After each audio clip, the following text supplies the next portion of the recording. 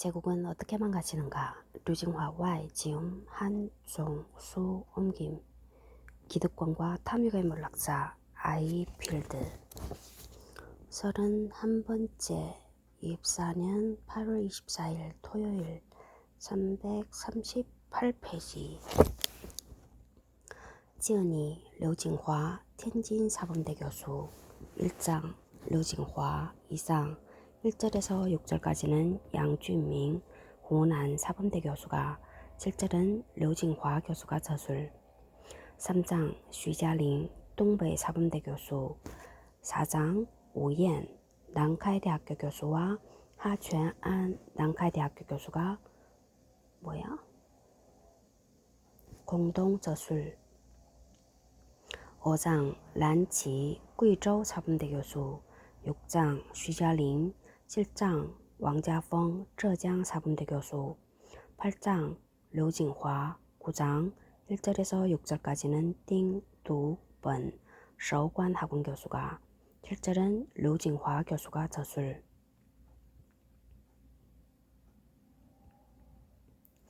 옮기니 한종수 서울에서 태어나 고려대학교 종무과를 졸업했다. 롯데관광, 한국토지공사 등을 다니면서 여행할 기회가 많았는데 그 덕분에 세상을 만든 여행자들, 여행이 낳은 위대한 인물 사마천, 사도 바오로, 호찌민, 체 게바라 이야기를 쓸 수 있었다. 고대 카르타고의 명장 한니발과 삼국시대의 영웅 제갈량을 비교하는 글을 쓰고 있다.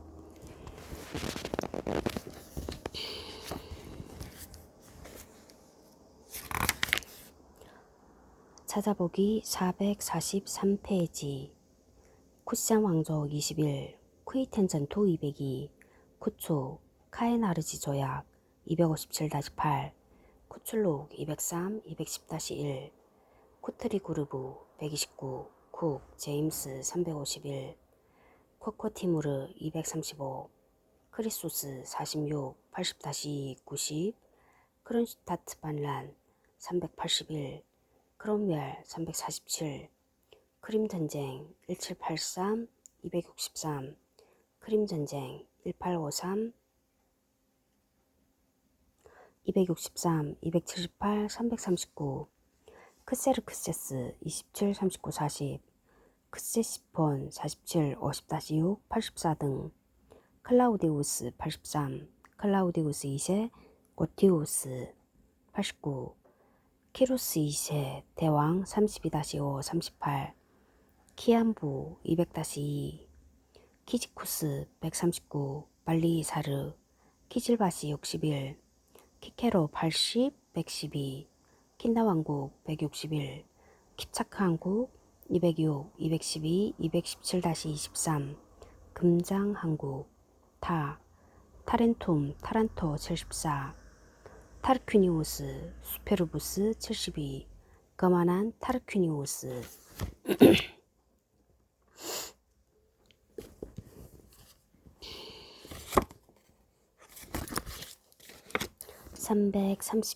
338페이지 제8장 대영제국에서 연합왕국으로 가장 강력한 도전 세력은 독일이었다. 919년 작센 왕조 919부터 1024까지의 탄생으로 모습을 드러낸 독일 민족은 중세에는 신성 로마제국 962부터 1086까지의 허울 속에 분열되어 있다가 18세기에 프로이센과 오스트리아가 탄생함으로써 통일의 꿈을 키워나갔다.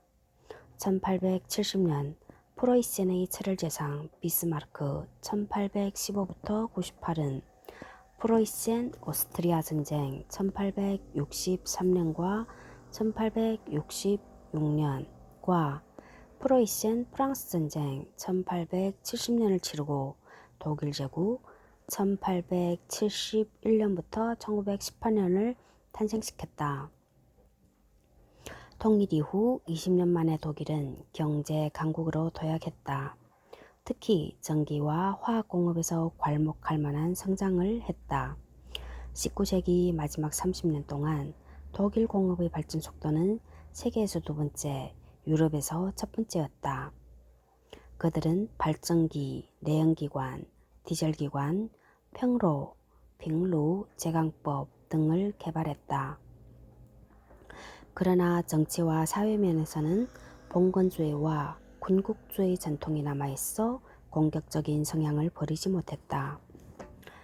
시인 하이네는 전에 이런 말을 한 적이 있다.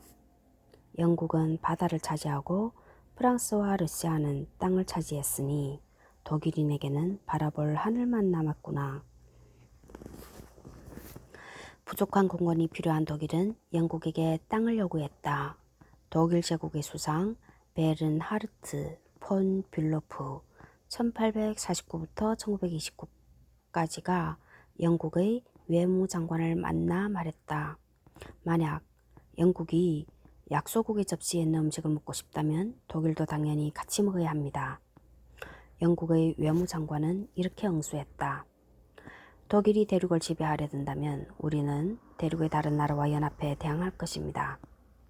영국과 독일의 대립은 전 세계의 뇌관이었다. 339페이지. 영국은 유럽 대륙과 겨우 33km 떨어져 있다. 19세기 영국의 대륙 정책은 영광스러운 고립과 균형 외교로 특징 지을 수 있다. 이 정책은 단기적으로는 효과가 있었다. 영국과 프랑스는 수백 년간 앙숙이었다. 프랑스 혁명과 나폴레옹 전쟁 동안 영국은 반프랑스 동맹의 핵심 국가였다. 그러나 나폴레옹 몰락 후 관계가 회복되어 크림 전쟁 때에는 러시아를 상대로 함께 싸웠다. 두 나라는 승리했음에도 불구하고 동상이몽이었다. 협상 과정에서 프랑스가 러시아에 달라붙어 영국은 막대한 손실을 입고도 별다른 소득이 없었다.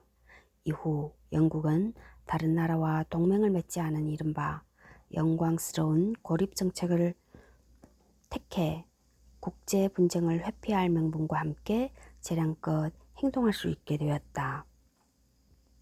영국의 대륙 정책.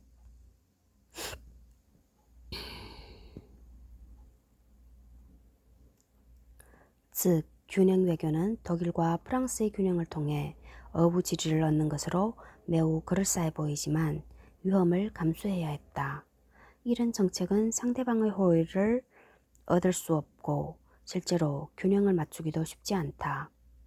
프랑스를 도와 독일을 견제할 때도 있고 그 반대도 있었다. 균형 외교의 목적은 두 나라가 영국을 위협하지 못하도록 하는 것이지만 제1차 세계대전 후 프랑스를 억누르고 독일을 지원한 균형 외교는 최악의 결과를 낳고 말았다. 340페이지 3. 두 차례의 대전 곤경에 빠진 제국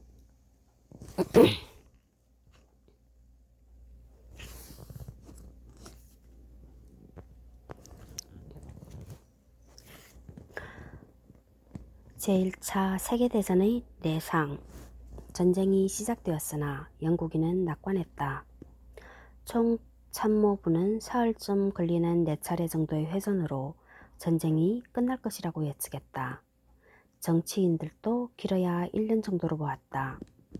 그러나 전쟁은 4년 이상 지속되었고 출혈도 엄청났다.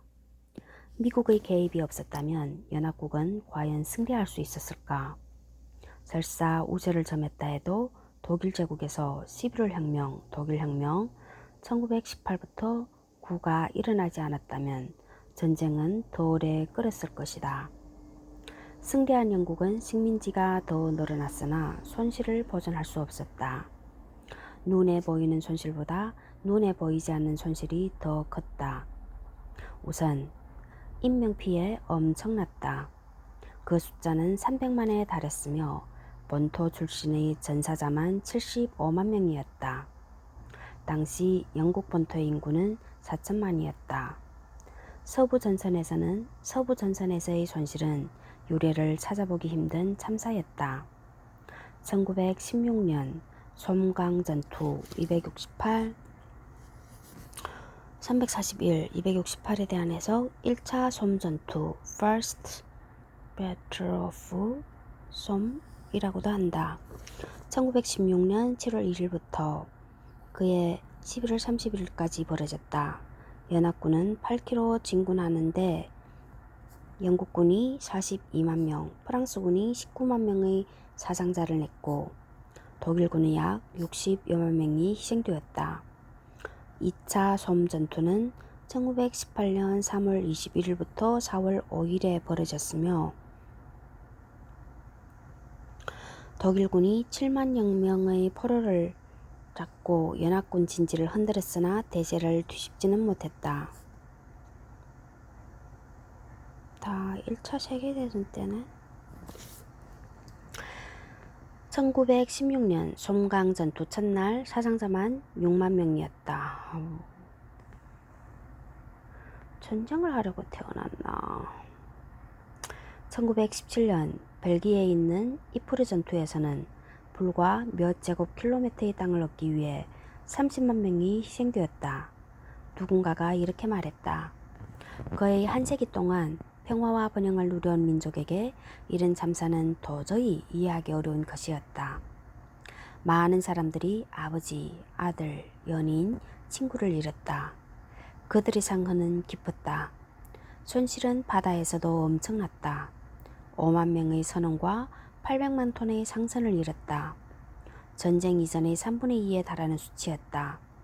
1920년 영국은 이강 표준을 포기했다.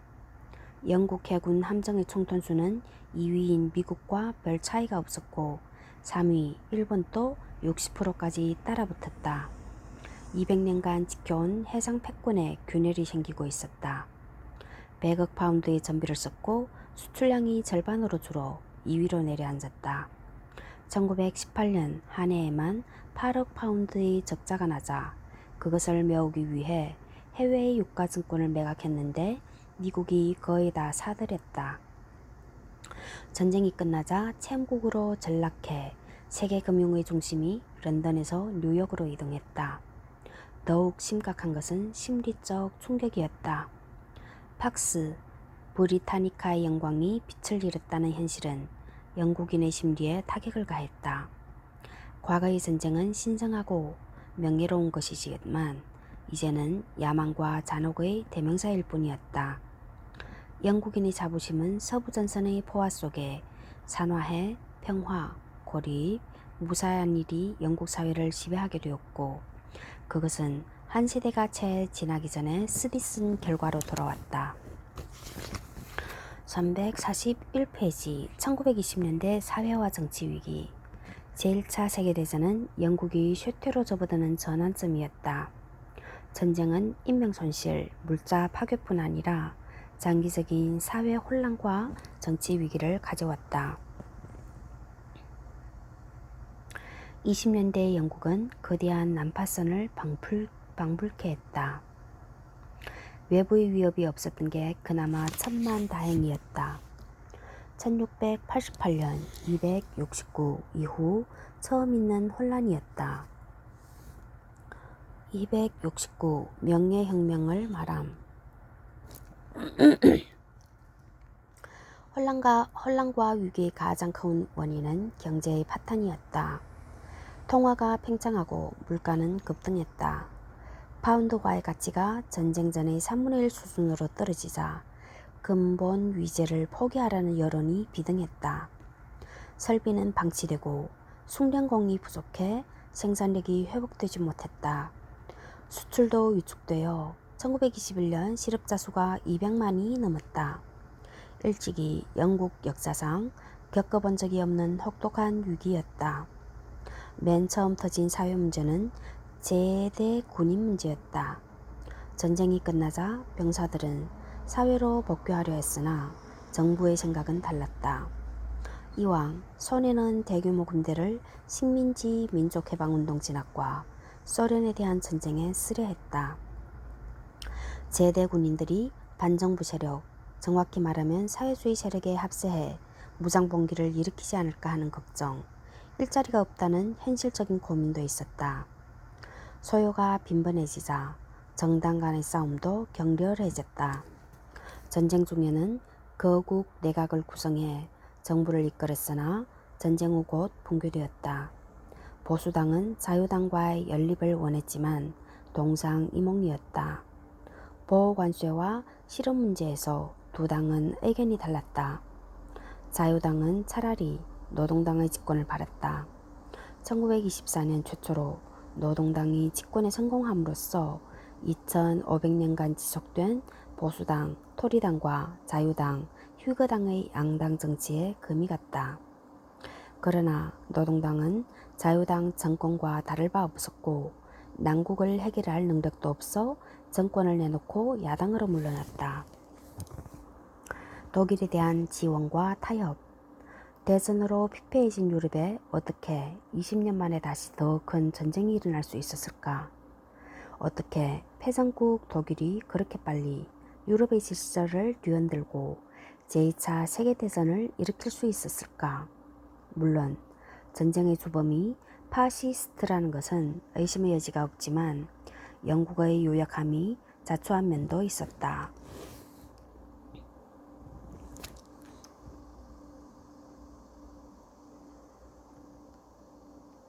제1차 세계대전 결과 독일이 패하고 오스트리아 헝가리는 해체되고 제정 러시아도 사라져 대륙의 강국은 프랑스밖에 없었다. 영국도 전쟁 후유증으로 쇠락해졌고 미국은 전통적인 고립주의 정책으로 유럽의 정세에 관여하지 않았다. 영국은 균형 외교로서 독일을 지원하고 프랑스를 억제했다. 미국과 영국이 위반한 도스 플랜 270, 343페이지 270 도스 플랜. 미국의 재무장관이자 부통령이었던 도스가 주도한 독일 원조 계획.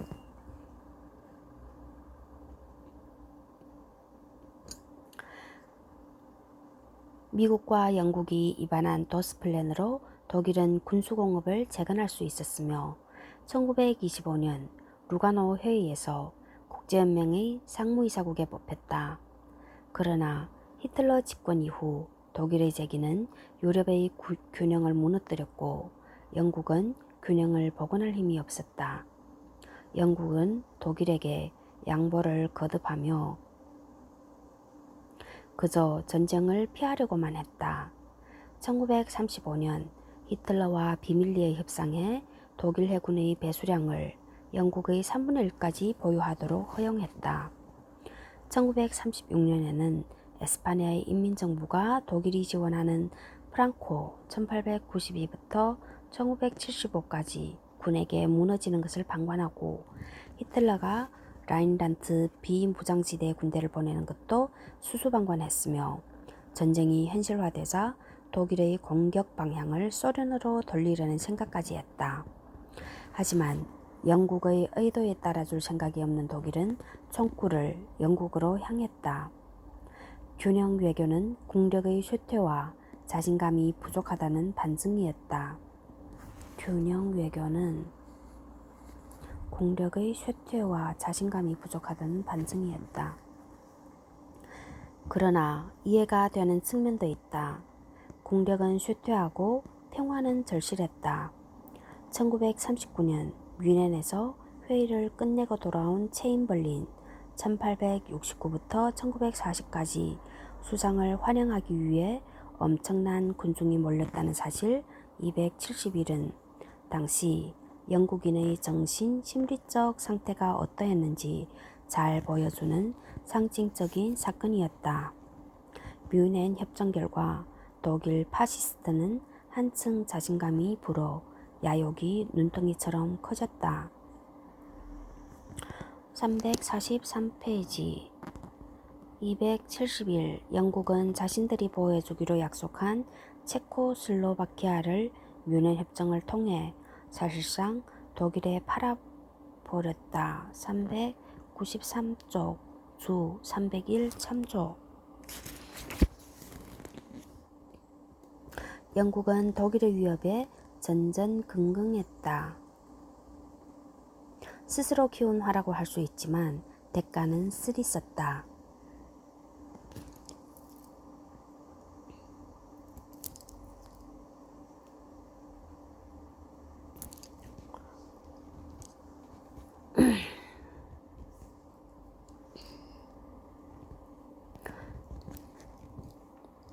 344페이지